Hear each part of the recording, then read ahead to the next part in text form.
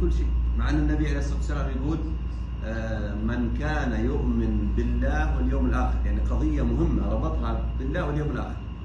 من كان يؤمن بالله واليوم الآخر فليقل خيرا أو ليصمت. أعطانا خيارين ما لهن ثالث، إما أنك تقول خير من الأمر بالمعروف والنصيحة والكلام الطيب، الكلام اللي يدخل السرور على الناس، الكلام اللي يجمع ما يفرق، الكلام اللي يرضاه الله سبحانه وتعالى، أو أنك تصمت. الخيار الثاني الصمت خيار طيب.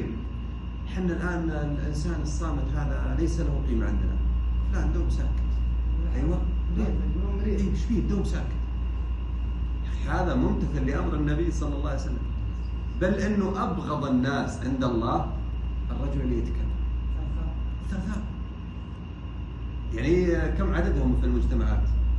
لا يقل عن 80% ثرثارون. في أي موضوع يتكلم وفي أي قضية. في أمور العامة. في أمور العامة ويدخل بين الناس ويناقش ويحاول يفتن هذا على هذا ويحاول يجيب حق من فلان يتكلم دون يتكلم. هذا أبغض. يقول النبي صلى الله عليه وسلم إن أبغضكم إلي الثرثارون.